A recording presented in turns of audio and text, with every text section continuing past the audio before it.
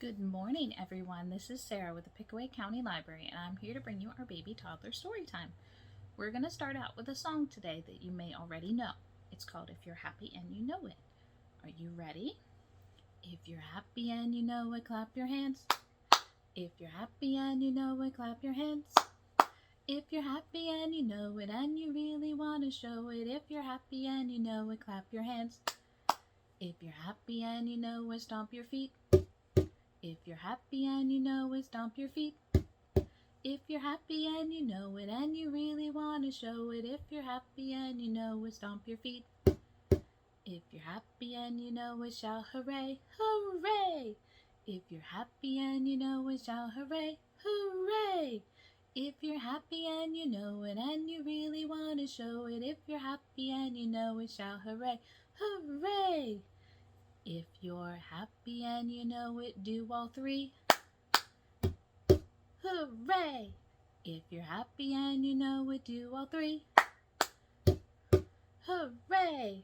If you're happy and you know it and you really want to show it, if you're happy and you know it, do all three. Hooray! Good job! I hope that you like that song. You'll sing along with me again next time. The next thing we're going to do is read our story together.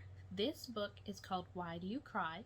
It's written by Kate Klise and illustrated by Sarah Klise. We're reading today's book with permission from Macmillan Publishers. Why Do You Cry? When Little Rabbit was almost 5 summers old, he made a big decision. Now that I'm grown up, I'm done with crying, he told Mother Rabbit. Crying is for babies, and I'm not a baby anymore. I know you're not, said Mother Rabbit, and she agreed to help Little Rabbit plan his first grown-up birthday party. I'm having a birthday party, Little Rabbit told his friend the squirrel. I'm inviting everyone who's big, like me, and doesn't cry anymore. Oh, said the squirrel sadly, then I guess I can't come. Why? Said Little Rabbit. Do you cry?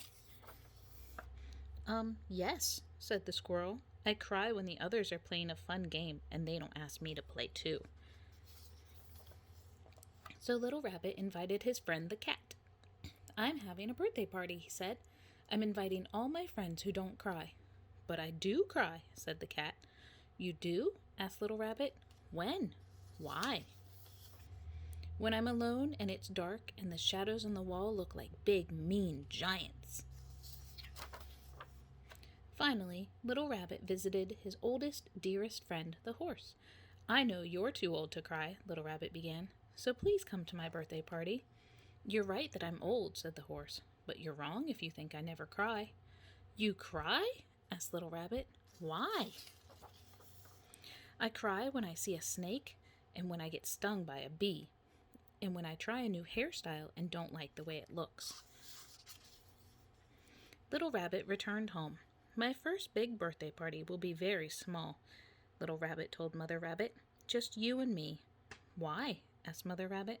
Because everyone else still cries, explained Little Rabbit, and I don't want crying at my first big birthday party. Crying is for babies. Little Rabbit, said his mother gently, I can't come to your party either. Why? He asked. Because sometimes I cry, said Mother Rabbit. Little Rabbit was very surprised. Why do you cry? He asked. Because I have feelings too. Sometimes I cry when I watch a sad movie, or when I have a bad toothache. And sometimes, Little Rabbit, I cry when I look at you. At me? He asked. Why? Because you're getting so big, his mother said, and you don't cry nearly as much as you used to. I look at you and feel so proud and happy, and that can make me cry. But you can't cry when you're happy, said Little Rabbit. Can you? Mm-hmm, Mother Rabbit said. You can cry for any reason, or for no reason at all. Little Rabbit thought about this for a minute.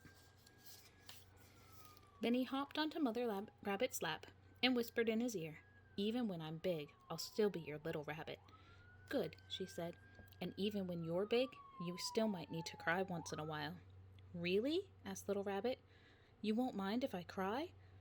Oh, of course not, said his mother. Will you mind if I come to your birthday party? No, said Little Rabbit. You must always come to my birthday parties. And so they threw a big party for Little Rabbit and all his friends, and nobody cried. Well, almost nobody. Little Rabbit felt very grown up.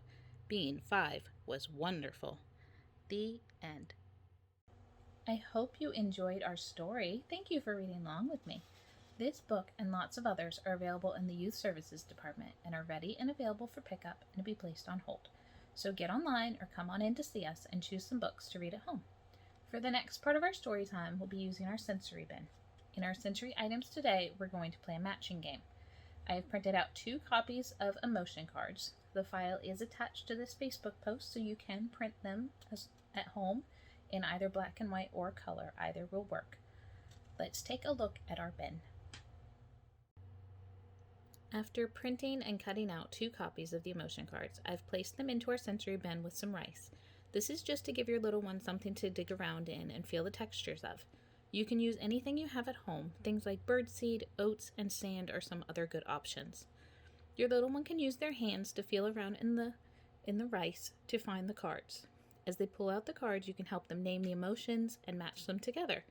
You can even make faces yourself to show what they'd look like when you are excited or sad. Some of them I have placed both copies of the picture so they can find both of them.